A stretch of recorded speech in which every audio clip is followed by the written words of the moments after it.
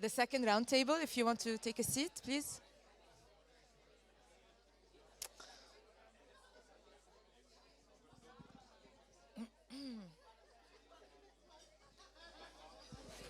Okay.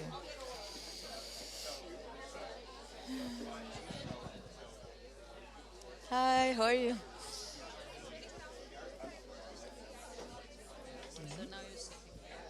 Sorry? Yes, I think it's more proper this way. You could,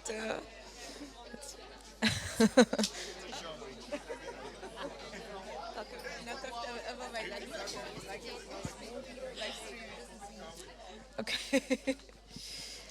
Good morning, everyone. Second good morning, I guess. And welcome to the second roundtable of the conference. And this time it will be about an exciting topic is the Transcultural Psychiatry Clinic. The duration of the roundtable is 1 hour. And I will be moderating the roundtable. My name is Lamia Moghnieh. I'm an associate professor at the Center of Culture and the Mind. I will first briefly introduce the speakers. And then each speaker will have 5 to 7 minutes to reflect on their own experiences, experiences with the clinic, and to introduce their clinic. And then I'll ask a few questions, and then we'll open the room for discussions, conversations, but also maybe sharing other experiences from clinicians and social scientists and people from the humanities. So to briefly talk about the topic of the roundtable, the Transcultural Psychiatry Clinic emerged maybe in Europe and in North America to address several challenges in the politics of care, treatment, and recovery for migrants and refugees in particular. And we heard about from the keynote today really important topics about othering and so how to think about othering, about racism within clinical practice, and how central this topic has become as well. We will listen to 3 reflections, and it's from Sweden, from Denmark, and from Germany, from Berlin, about the different research and clinical portfolios that these 3 different clinics have, and the kinds of treatments and therapies that have been developed for migrants and refugees. And the speakers will also tell us about the various questions and various issues that they've encountered in their clinical work that they have sought to resolve or answer, or at least I will ask you about this if you don't share with us. And the current state of the Transcultural Psychiatry Clinic in 2024, so within specific state policies and state politics towards migrants and refugees. So I'll introduce the speakers. Jessica Carlsson is a senior consultant in psychiatry, and she's the head of research at Competence Center for Transcultural Psychiatry, CTP, in Copenhagen. She's also associate professor at the University of Copenhagen and our PI for culture and for the Center of Culture and the Mind, co-PI. She holds a PhD in treatment outcome of trauma-affected refugees, and her primary research areas are clinical research in trauma-affected refugees and research in transcultural psychiatry. She's one of the main contributors to the development of the treatment and research integrated model, TRIM, at CTP. Sofie Baarnhielm, I'm so happy, okay. Sofie Baarnhielm is the head of Transcultural Center in Stockholm, a knowledge center in the field of transcultural psychiatry and refugee health. She's also associate professor of psychiatry at Karolinska Institute and scientific advisor in transcultural psychiatry for the Swedish Board of Health and Social Welfare. Her research focuses on improvement of clinical psychiatric care and mental health promotion for minorities, migrants, and refugees. And last but not least, Ulrike Kluge, is professor for psychological and medical integration and migration research at Charité Universität Medizin Berlin. She's head of the research department of intercultural migration and care research, social psychiatry, and head of the clinical facility, the Center for Cross-Cultural Psychiatry and Psychotherapy at Charité. She's leading the Department of Migration, Physical and Mental Health and Health Promotion at the Berlin Institute for Empirical Integration and Migration Research at Humboldt University in Berlin. And her main research focuses on critical migration studies in psychology and medicine, group analytic approaches in transcultural context of care and language, and cultural interpretation in psychotherapy. So obviously a lot to talk about and a lot to reflect on. We'll start first with Jessica, and then Sofie, and then go ahead. You have the mic with you? Yes. So thank you, and for inviting me to this nice panel with very good colleagues. So I think the first question was just telling a little bit about each unit, so that you have an idea of what kind of work we do, and I do. And as Lamia mentioned, I work at something called the Competence Center for Transcultural Psychiatry. I will call it CTP from now. It's an outpatient clinic, part of a public mental health center in the capital region, and it started in 2008. Before that, all treatment of the refugee group was part of NGOs in Denmark. So this was the first time where a decision was taken that the public health system wanted an offer for migrants and refugees. So before that, there was a small center called the Knowledge Center for Transcultural Psychiatry with 3 people, but it was not. They didn't do very much clinical work. They did a lot of other important work. So, and then we started in 2008, and when we had that opportunity, we decided that if to have another institution in the capital region offering treatment, we also wanted to build research very deep into the very core of our clinic, so that we could become more knowledgeable for every year and every patient wanting to participate in one of our projects.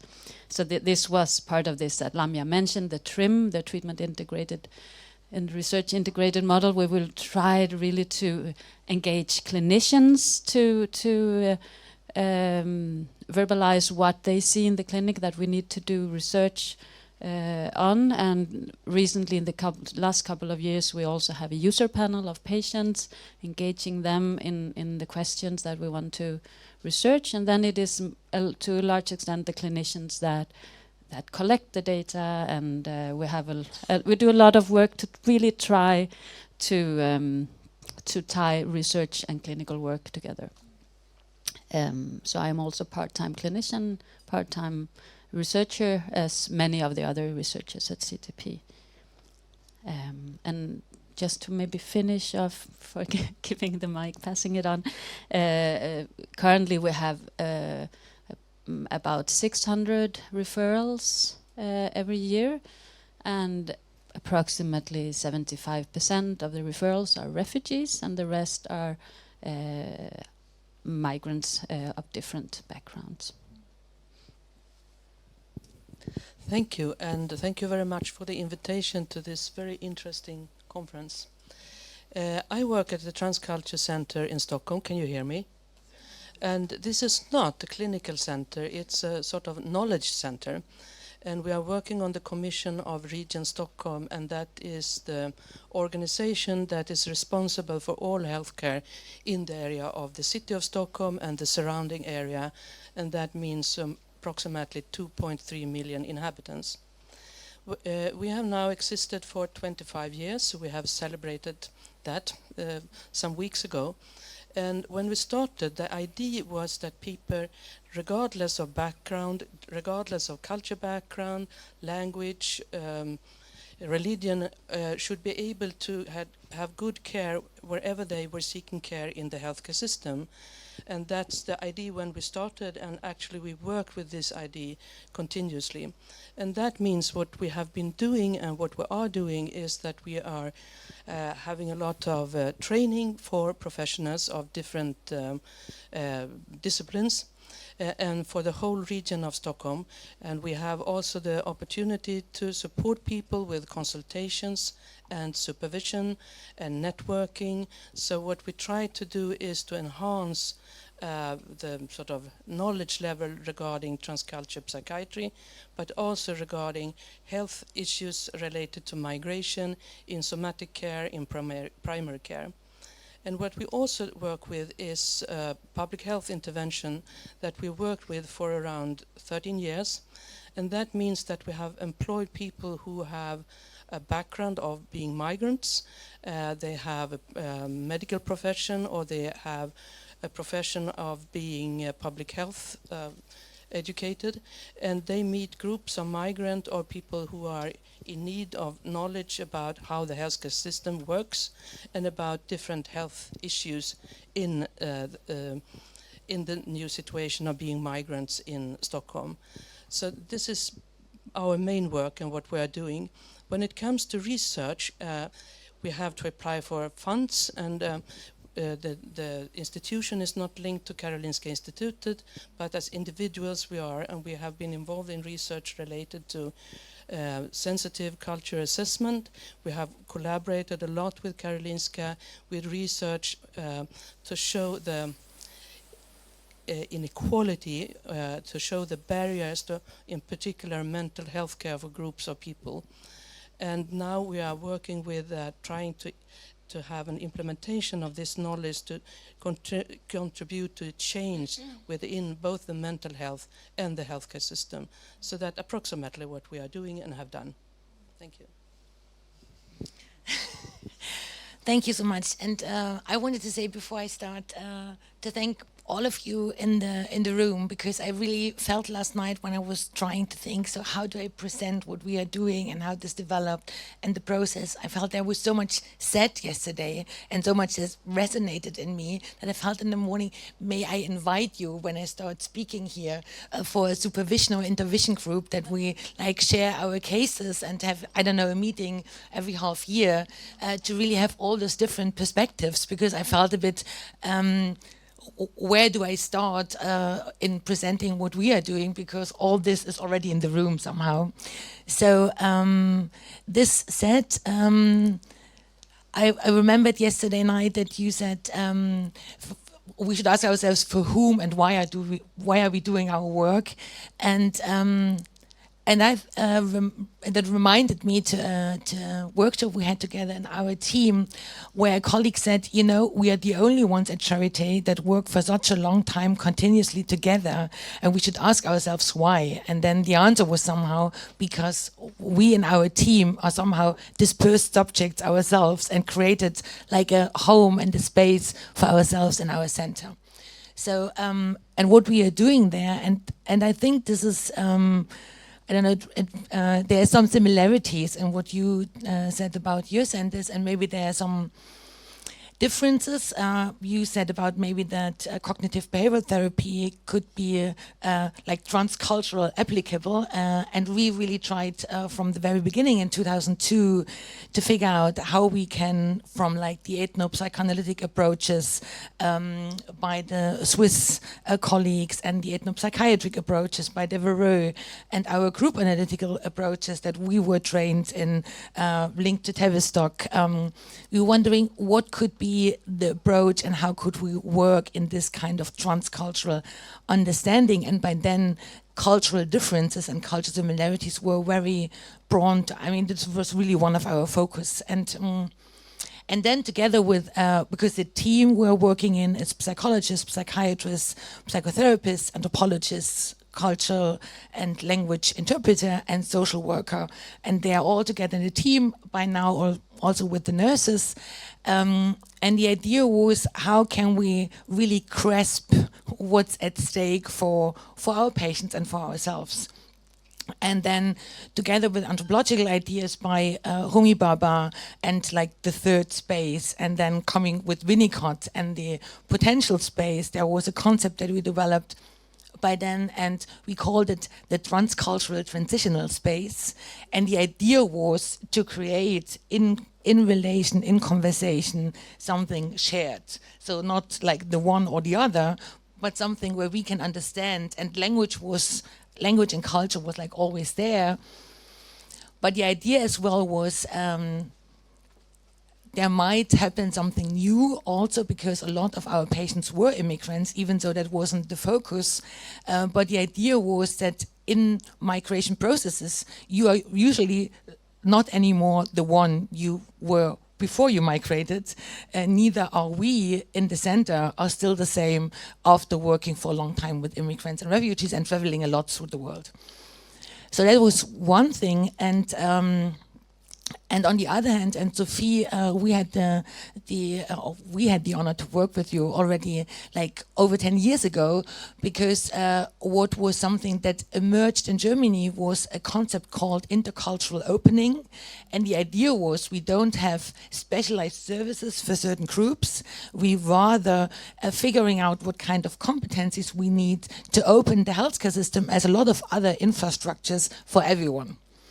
And so that was always our goal in the center, to not just having an outpatient ambulance for immigrants and refugees, but rather what has to be done in regard to practices, infrastructures, to open up the healthcare system for everyone. And language and cultural interpreters was one of the main obstacles. And since then, it's I need some water because I'm nervous as always.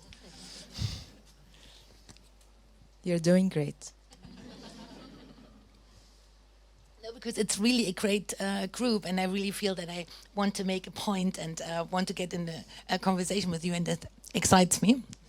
So, and since then, and then I come to the very great lecture in the morning.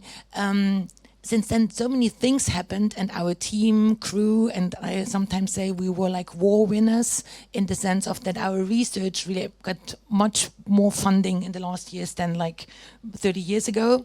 So we really grew in regard to research, in regard to clinical practice and reflection spaces, etc.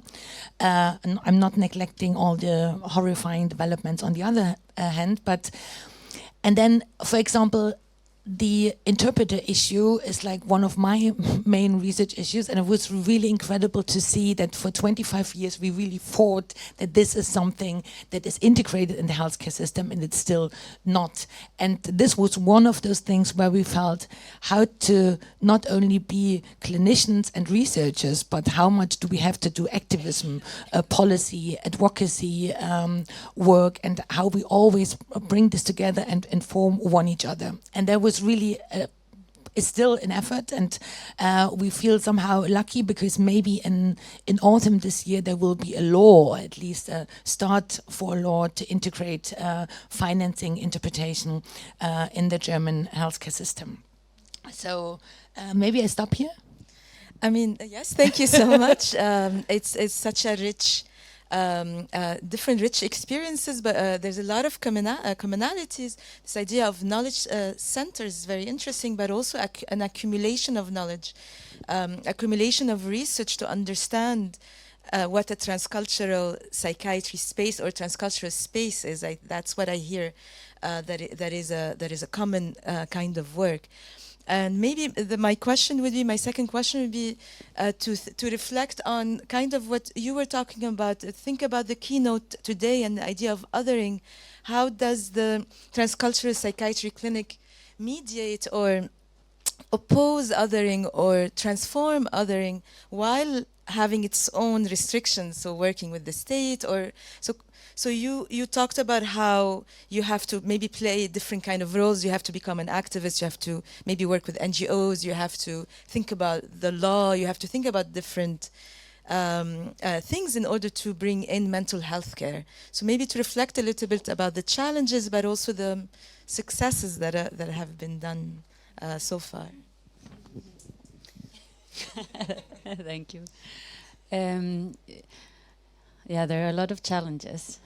And I would just like to add also that apart from doing treatment at my center, we also have we've decided that we also think that we have the obligation to do a lot of teaching and supervision, and also of that we're not supposed to treat all people not born in Denmark at our clinic, but that we need the clinic to sort of get the knowledge necessary to be able to do good teaching and supervision for other staff in the mental health and also in the somatic health system. So I think that an important, and you have to tell me if I slide off your question, but an important role that we have is also to bring the knowledge that we have and the focus we have on migratory stressors and our culture in the clinical setting, and bring that knowledge out to people that are not that used to working with people coming from other countries, and where sometimes due to misunderstandings, due to this working with interpreters, that a lot of people that are not used to just feel it's very hard and they prefer to avoid it if they can. So try to bring out the knowledge that we gather and make it more interesting and accessible to work with the refugee and migrant group in general psychiatry. I think that's a very important task that we have. I have some comments. I'm not sure about whether I respond to your question, but anyhow. And that is that I think that the field of transcultural psychiatry is so affected by current policy. It was before and it is still. And Sweden was officially, just some years ago, a very migrant-friendly country. And today it is officially a very non-friendly migrant country. And that has really changed the agenda in many ways. So we have, for example, interpreters free of charge, but it's now questioned. So it's also a government that is not giving resources enough to healthcare, and that's something we said always, but now there is really a change, because I mean healthcare professionals were priced during the pandemic, and now the conditions are getting just very quickly in a much more difficult conditions, with people having to leave their work because there is not money for it. There is overtime blockade by the nurses, showing how fragile the system is. So I think working with transcultural issues, we always have to see what's going on in the system, what's going on in the society, and to see how can we adapt to that. And when it comes to otherness and in some way responding to that, I think that something that's been very important for us has been that in the center we have had these health communicators, the public health intervention that I talked about, people who are out meeting refugees, people who need to get information about health issues related to the healthcare system, because they're also involved in our training activities. And that means that health professionals meet people who can be considered as quite other, and that makes them less other. And I think that's been something quite important. They are included. They made some very important contributions during the COVID pandemic, because they could communicate with people in different languages, face by face, or using websites and workshops, electronic and so on. So I think that's been something important for us. Whether it will be possible in the future, I don't know, and that's very much linked to, the political conditions.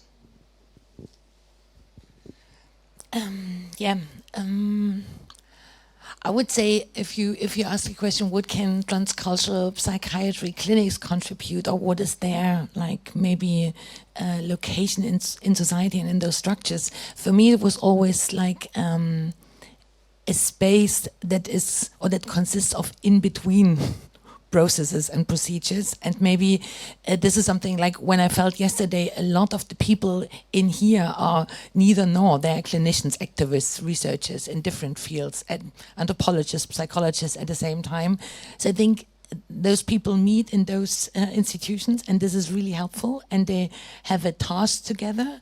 And at the same time, in the lecture in the morning, there was this, so health is seen as a single entity, and we were really lucky to having a project the last 3 years. It was called Practices and Infrastructures of Solidarity in the Migration Society in Health, Housing, and Labor.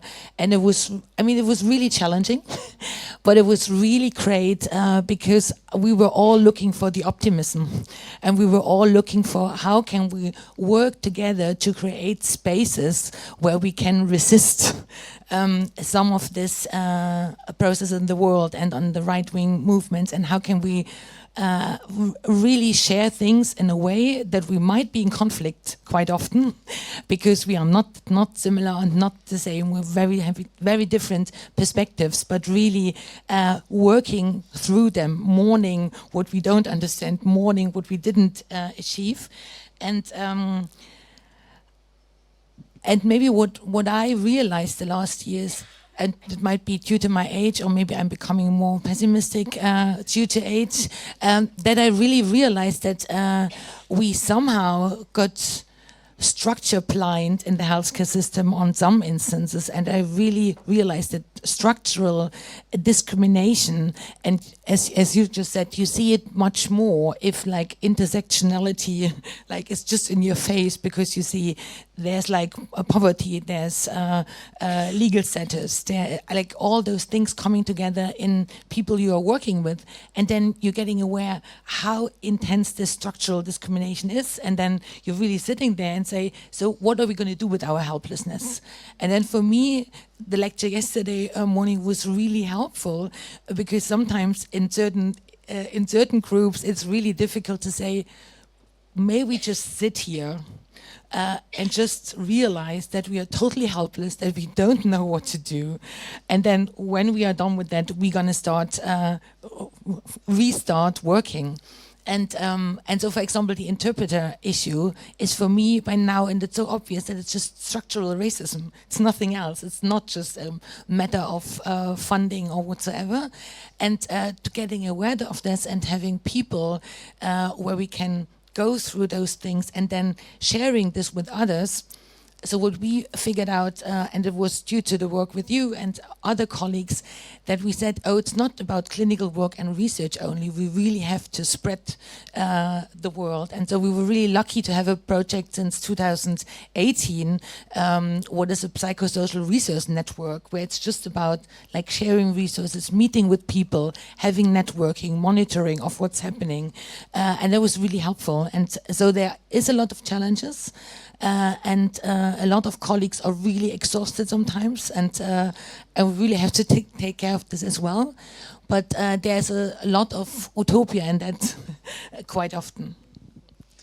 Thank you. This conversation is really evoking for me the roundtable that we had yesterday, and thinking about medical humanities, about what you were talking about in terms of difference, and sitting was the difference. But I was sort of talking about coming together through difference, and then Anna talked kind of, and Gabrielle kind of against my point of transdisciplinarity, and about these kind of tensions that are so useful when you sit with the uncomfortableness of a situation rather than thinking about solving it, resolving it, and it seems to me that the Transcultural Psychiatric Clinic is by definition interdisciplinary. There's no escaping that.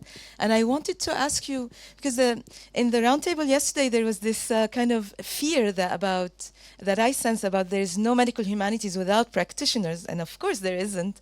So what is a good interdisciplinary work for clinicians, for transcultural psychiatry clinic?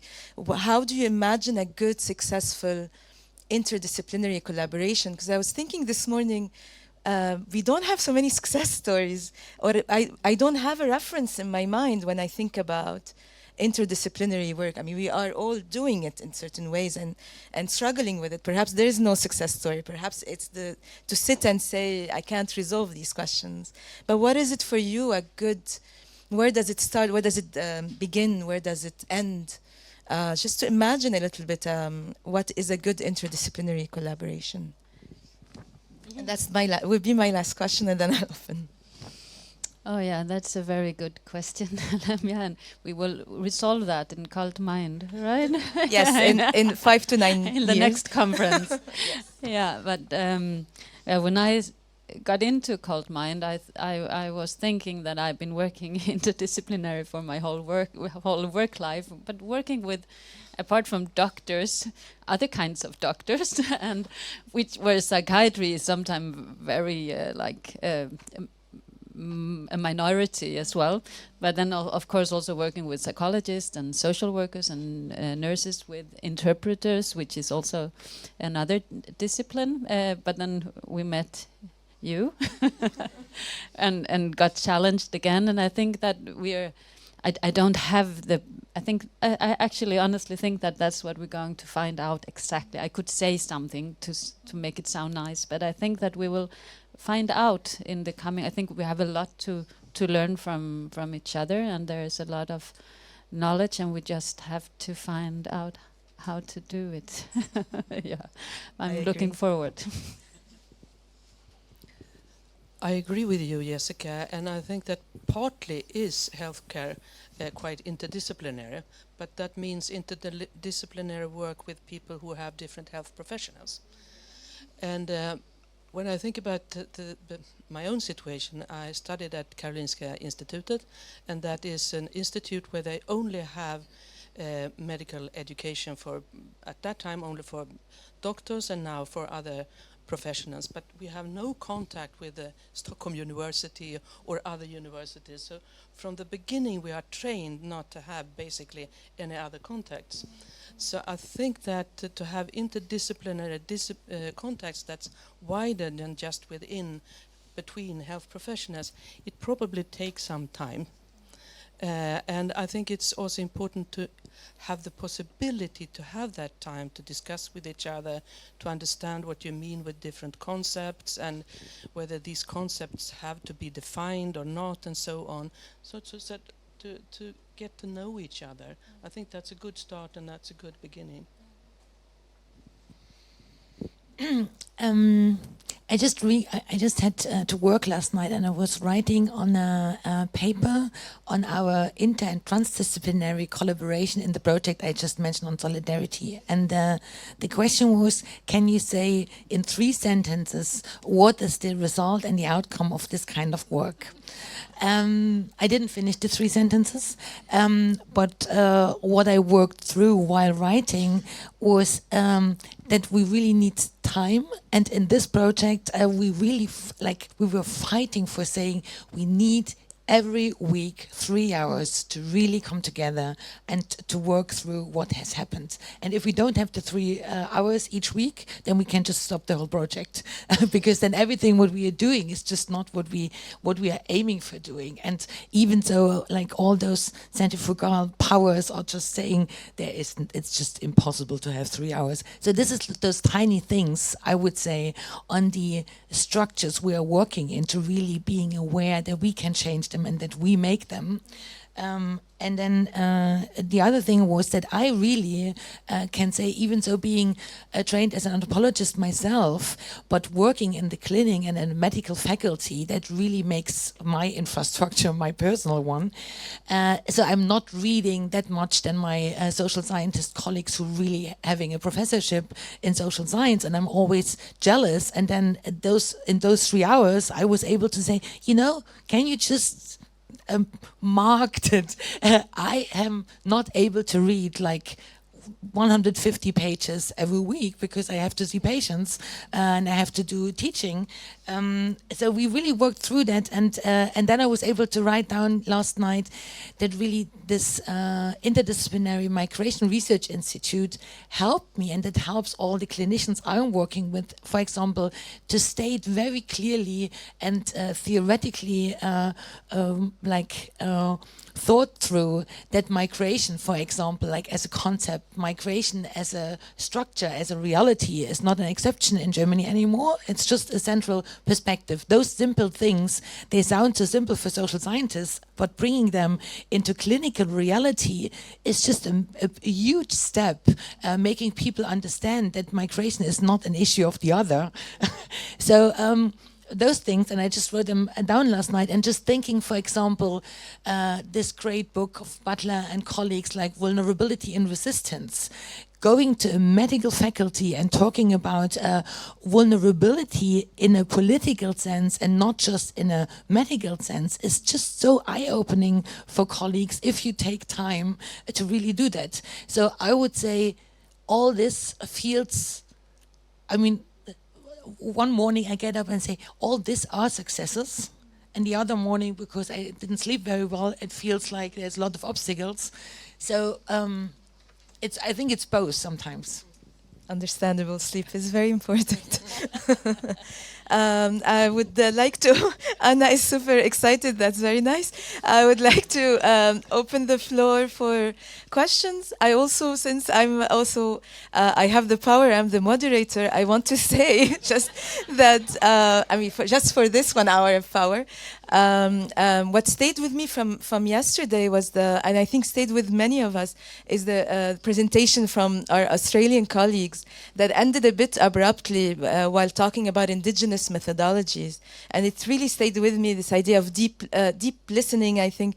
And it would be lovely, I don't know if I'm putting you on the spot, but it would be lovely to share it again and have, take advantage of the space again and talk a little bit about indigenous methodologies and how, rather than this relationship with migrant and non-migrant therapists, to think about bringing in methodologies on a deeper level within this roundtable.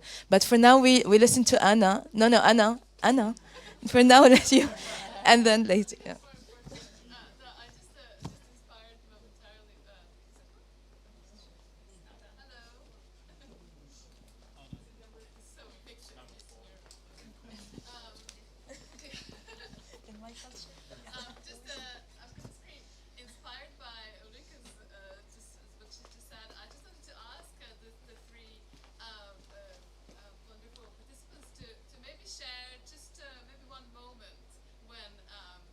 Think interdisciplinary insight was particularly important, and maybe an eye-opening moment, or moment when something that you learned from a discipline that's not within the health professions made you see your work differently, made you made a breakthrough of some sort, or anyway, just a moment.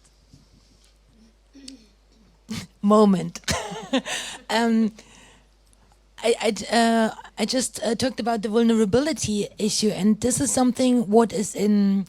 So we do have in Germany a lot of NGOs who work in like psychosocial mental health care for refugees, and vulnerability is like one criteria to receive certain psychosocial support, and I just had intuitively always this thing.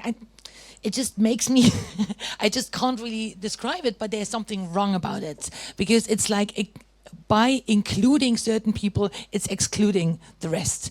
And it was just a very simple intuition. And then through this book I just mentioned, I really became aware that it helps me a lot if I have social scientists really thinking about concepts very differently and very thoroughly, and really supporting me in then understanding practices that I'm part of. Like, for example, giving in and saying, oh, I'm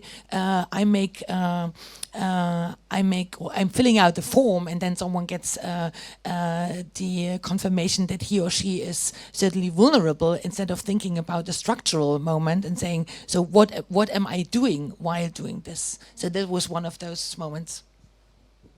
I'll tell you about a moment, and thank you for the question. I worked as a psychiatrist, a clinical psychiatrist, in a very multicultural area in Stockholm, and I thought it was very difficult to do good work. So we were a group of people who invited some scholars for a conference, and one of them was Professor Roland Littlewood from the UK and Lawrence Kermeyer from McGill.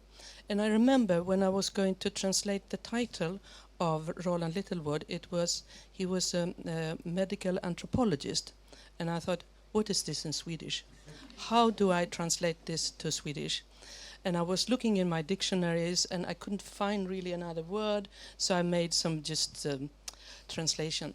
And this was a moment in some way, because then I started to read and realize that I had so little knowledge about so many things. I had my medical education, I had an education as a psychiatrist, but I haven't learned anything about social science, about anthropology, and a lot about other fields, culture, psychiatry. So that was really a moment, a sort of starting moment. So this is the disclosure. I haven't read all those books either, and I see a lot of patients. So, but yeah, I think I learn a lot every day from my patients. Actually, and it's not a discipline, but those are the people that are at my heart. And then we work a lot with interpreters, and I learn a lot from the interpreters that we still get to use in Denmark under certain circumstances that we sort of make shortcuts to adapt to. And another inspiration that I had was actually when I visited McGill and Doran Kermeyer's unit many years ago, and I took part of these cultural consultations that they do, and where they sit really interdisciplinary at their clinic after doing very thorough assessments and talks with the referred people. And there are psychiatrists and anthropologists, and they all share a kind of common knowledge, and they try to make good plans for these people seeking advice. Thank you. Also, wow, so many questions. But maybe, yes, please go ahead. So just in relation to Diri, it is it's a listening to country, so a deep listening to country and listening to your environment. It's very useful we teach it to first-year health students about quietening themselves and listening to how things impact on people. Also, it's a really good process to start when you want to have really robust discussions, right? To everyone to quiet themselves down. So it's mindfulness in that sense. It's interesting listening to you talk about time in particular, and time working with people from different cultures it takes time, and we're expected, there's this balance of as a coordinating of a specialist mental health service. I was often arguing with the bean counters and the budget people that they were wanting me activity-based funding, right? So the amount of activity you do is less than other clinics, because it's the amount of time you spend doing one activity, because you have to start building a relationship of trust for people to trust you to actually be able to do that. And you have to spend a lot of time going out and learning about the environment that they sit in, which is really important. But and trying to talk to the Treasury Department about looking at our service in a way that's not based on activity, but based on outcome. And when we looked at the outcomes, Treasury was going, well, actually, that actually makes more sense. You now report just on your outcomes. And so we reported on vignettes of times and we could show to the Treasury Department that we were able to take patients out of clients who were in and out of prison. We had to stop them from going to prison. There's a financial value to that. Homeless people and their contacts with EDs, regular contacts with ED, we were able to stop that. One of our patients was going 30 or 40 times in 1 year to an ED, and we were able to reduce that down to 1 or 2. So I think that's the part that and it's always arguing that point, and you get tired arguing that point, right? That this is really important work, and it takes time to do it. But as part of it, I think the dairy is one of those things that helps you. You have to find time to do it, and you have to be able to look at. It's about looking and understanding your environment, and that can be both in nature, but in an organisation, right? So it's the same thing. You just moved it into that space. It's like, okay, let's take the time to look at what the environment's telling you. What is the ebb and flow of our clientele and what they're doing and what's impacting on them, and really looking at how we can make it better and focusing on that patient-centered care, which is, you know, we've been talking about for years, but no one really, that's what to me is the crux of healthcare, is about, well, what does a patient want? We've talked about that so many times, but patient-centered care has been talked about since the 1940s by the World Health Organization, and we still haven't got it, right? It doesn't make sense. So, but anyway, but I think that those two things are really important. Anyway, you might have a question. Thank you so much. I think it's a super interesting. I think we should take, because there's so many hands risen, maybe we take 2 questions and then the panel can respond. There were a lot of many hands, so I couldn't keep up. I'm sorry. So lots of things came to my mind. I'll stand up. Some of them were related to working interculturally or transculturally. But one thing that I noticed was being in a training institute and training as a mental health practitioner, there is a sense of resistance, I feel, that we have as practitioners towards the social sciences. So I think, I'm talking purely from a psychoanalytic perspective, that the other disciplines have sort of borrowed from psychoanalysis a lot and have in sort of studying film and so on. But I feel the sense of resistance within psychoanalysis to borrow from other disciplines. And so the interdisciplinary work, we do, but it's a bit, we still are very resistant to sort of read Judith Butler, for example. But the other thing that came to my mind was translation, because I'm a patient, and in my analysis, my mother tongue is not English, but my analyst is English. And so I translate, and I realized after moving, after my migration, that I don't think in English, even though all my education has been in English. So a lot of the translation makes me realize the loss that even being in analysis and thinking about emotions, there is a consistent loss that remains. And there are some things that are just intranslatable, as you said, like I cannot translate them. And then when I sit in my session, I'm lying on the couch and trying to translate, I sort of lose touch with that emotion that I'm feeling. And that loss, I think, is important for practitioners to hold in mind when working with migrants, that there is a consistent loss that keeps coming up. Thank you. Thank you. I'm going to take one more question from this side. There's a lot of questions. Please go ahead, and then the panel will respond. Yes.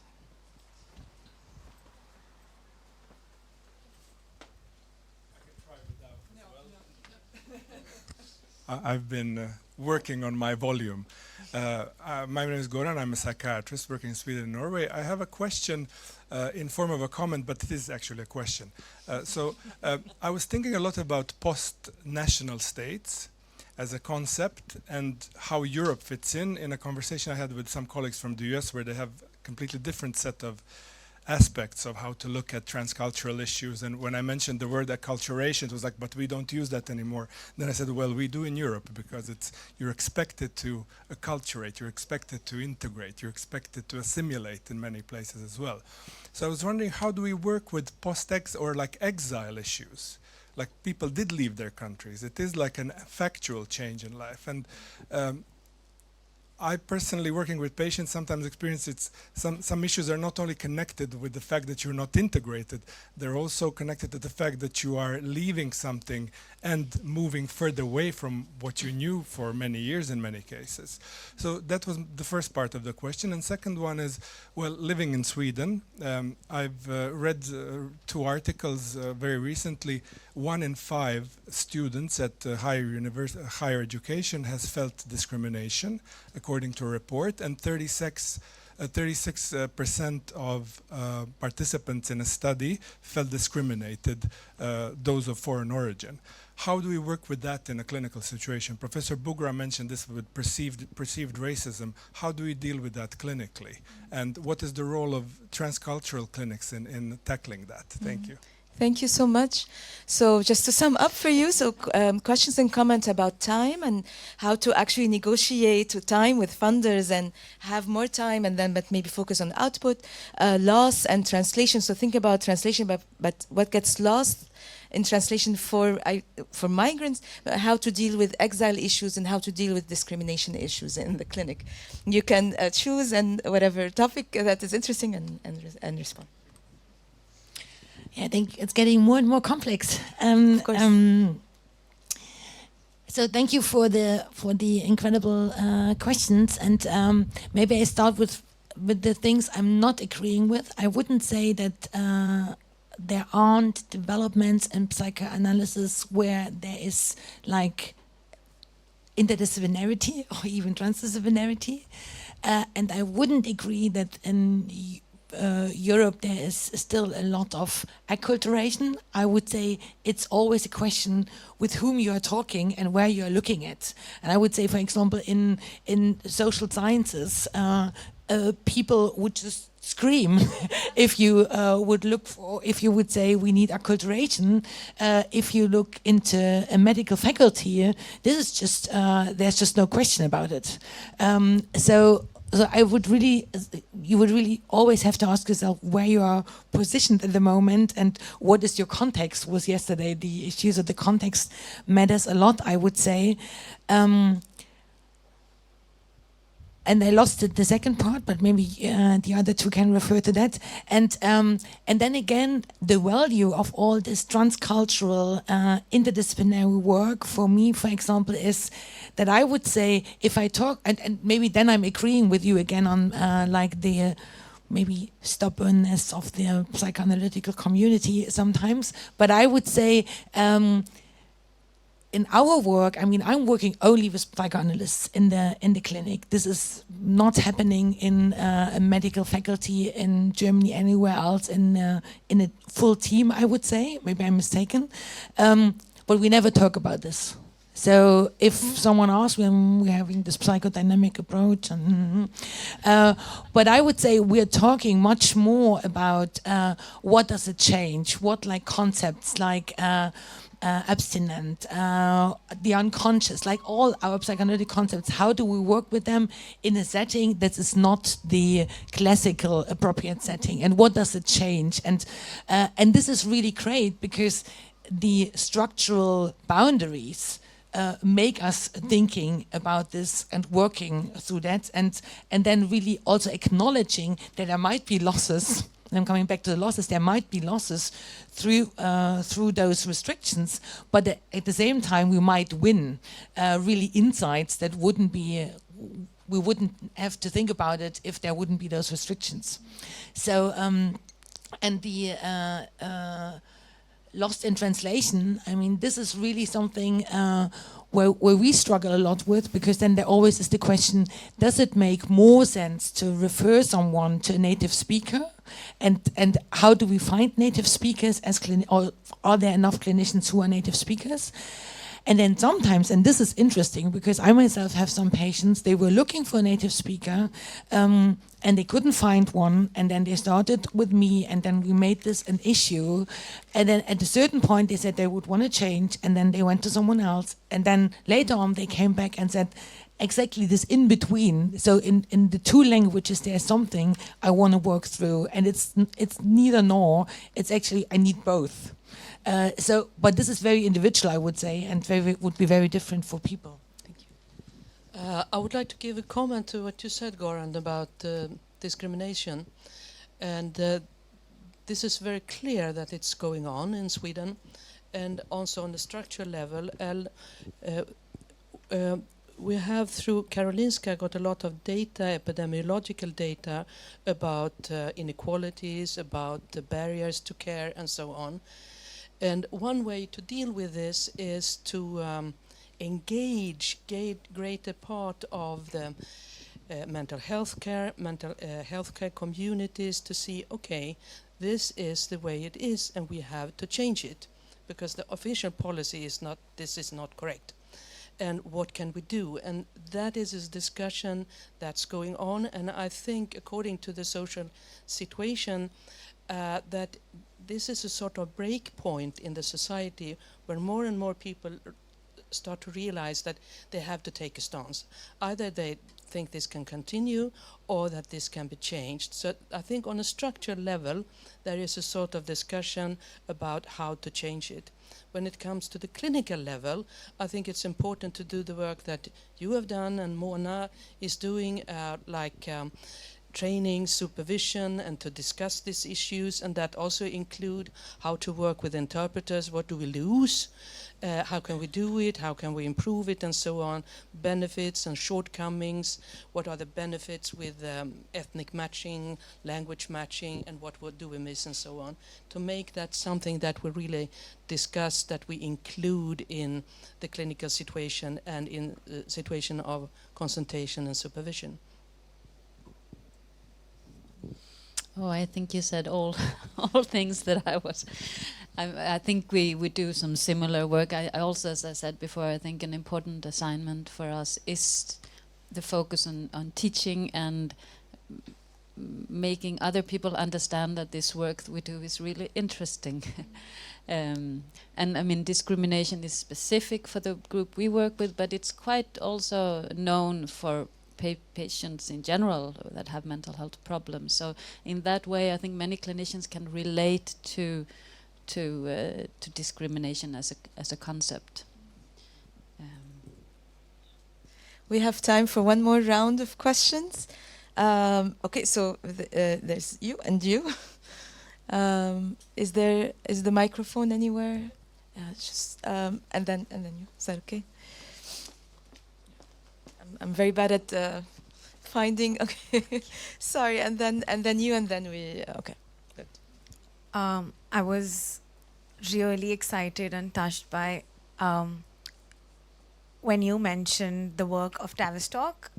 I am at Tavistock, and I'm training there. And what we are constantly thinking about, given its history of the clinic, that it was one of the first clinics that been working with psychoanalysis with those sections of society where it would not usually be available. And in my training there, in my seminars, what one thing is becoming more clear is that even though one wants to look at those inequalities, but there is an absolute resistance. And you mentioned culture and Homi Baba, and I was thinking about his work, because these terms and these disciplines don't exist in isolation, and culture and all of these terms cannot be used to close a conversation, but to invite a conversation. And when one reads Homi Baba or Stuart Hall in terms of race and England, and then you just realize that, you know, that one was not dropped from a helicopter, you know, one took a flight, from Heathrow, and why that, the history of the country, the history of imperialism, that one just does not, happen to come to England for good weather, but there were so many other historical reasons. That's why one has landed where one has landed. And I feel it is a very hard conversation. Even with psychoanalysis, with finest of minds, they begin to want to address race, but they do not want to see where is it coming from. Migrants, yes, but why migrants? The history of the nation. And the last thing I want to say is, the comment on the dynamics between patient and because I think about it as well, it's not so much about wanting to be referred to the person with the same ethnicity or the same race or language, because that could also be like, why are only black people being referred to a black therapist? Because maybe the white therapist doesn't want to do the work. So maybe as a patient, what is more important is who is willing to do the hard work as a therapist with you. Because the therapist would also have to think harder about their own internal things and so many different difficult questions. Yeah, that's it. Thank you. Thank you. Two more questions. And sorry to do this, but for the shortness of time, if you could have a short question. Short question, all right. First one is, what is your feeling of professional satisfaction in your work? And the second one, how do you acknowledge the role of interpreters in research? Okay, thank you. And the final question, sorry, Amila, to do this to you. Yeah, I appreciate Ulrike's openness and also evocative thoughts about the machinery of how we provide psychosocial support services, because it's based on the machinery of applying to a fund, and then we report that we have done awesome results. So the idea that you want 3 hours of reflexivity with the team might goes, against this kind of structural basis of how we do service. And we mostly someone told me that in the practice, my colleague, that we exaggerate the symptoms and overemphasize our cure. So I think in here we need to be, as Lamia said, to deal with this kind of uncomfortableness of the very political economy of our profession. So I just want to listen to you. If there is an alternative to this kind of, stuckness of the system. Wonderful questions. Final reflections from the panel before we break for coffee. Yeah, thanks for all the questions. I think for the professional satisfaction, I'm a lot of colleagues asking this quite often, especially because we are seen in our clinic as the ones who are working with those like very burdened, traumatized refugees. And I myself would say I feel very lucky because our team is just great. You were talking about curiosity, and I think what really makes, or what is somehow a confirmation that this kind of curiosity and this ability to listen and open up spaces and really and holding each other. So the concept of holding became relevant in our team somehow. And I think there's a lot of colleagues who really want to join our supervision group by now. And I think this is like that a lot of cognitive behavioral therapists would want to do a psychoanalytical self-training, because there's someone who listens for a long time and there's just more time. And I think this is a very simple reason, but I think that people want to be here, and not just if they're immigrants or from wherever, and people want to get in contact and in relation. I think this is something very simple. And the question is, how do we address this in a world, and especially in the healthcare system, where the economic criteria are the most prominent one in every conversation. But my professional satisfaction is that I have the space to stay curious. And then you were talking about this issue of that it's hard work, and especially if I work with someone who is seen from my side or from the side of the other, that there's more alienation in the space. But I would say, and this is maybe a bit a contradiction, but I mostly worked my whole professional life with people who didn't have the same native or the same mother tongue than myself. And then the first time when I had to start training in the clinic, I worked with East German women the age of my mother, and I'm from the East. And it was really hard work. And I realized, because I was much more confronted with a lot of my own, and it was much harder than having this comfortable distance sometimes. So, this is not fully thought through, but there's always a question, what is the more difficult work?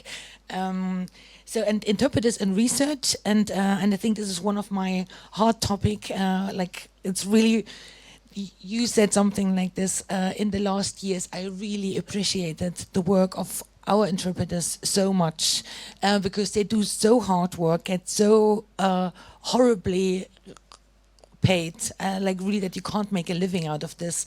They're not acknowledged as a profession. I mean, in Germany they're not.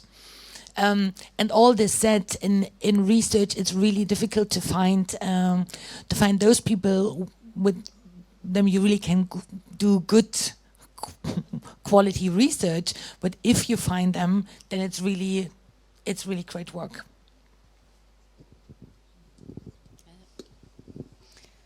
Yeah, so I was not sure if to say that I'm very satisfied or what would be best, but I'll just not be strategic. So I think it's, we actually, when we started our clinic, we set as one of the goals, apart from doing good clinical work and good quality teaching, we also set the goal that we wanted to have a good working environment, because we knew from experiences from other places that it can be difficult. So we do a lot of work to keep that, and that includes also the interpreters. Although we can't have them hired full time, they're hired by the hour, but we include them in all our kind of social activities or what's going on, and they are offered also supervision, paid supervision, and we also have several research projects where we have been able to include their voices in our research and their role in psychotherapy.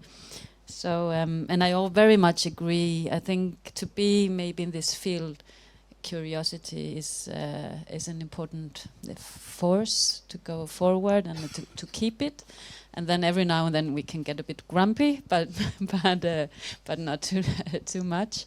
So a balance there, and then the teamwork. That I think a lot of people that choose to work in our units are driven maybe by the same curiosity and values. Nice. Sofie, any final reflection?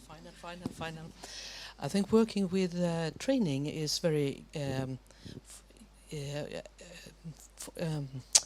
it's giving a lot back when you see that people get something out of it, that they change their mind, that they see possibilities, and I think that's really great. But also working on a system level where you, after 2 years or 10 years or 25 years, can see, yes, here is a small change. That is also something that makes me very happy, but it takes a long time, and I think that's the way to combine the long time, sort of long time goals of change with having an opportunity to feel in the daily work that there is also some form of improvement and change. And I think education and training in that is that way, but system work takes much longer time usually. I would like to warmly and deeply thank our panelists. It was a really amazing roundtable, so maybe a round of applause for them. And you can catch them at the coffee break that we started, has just started. So yeah, now coffee break.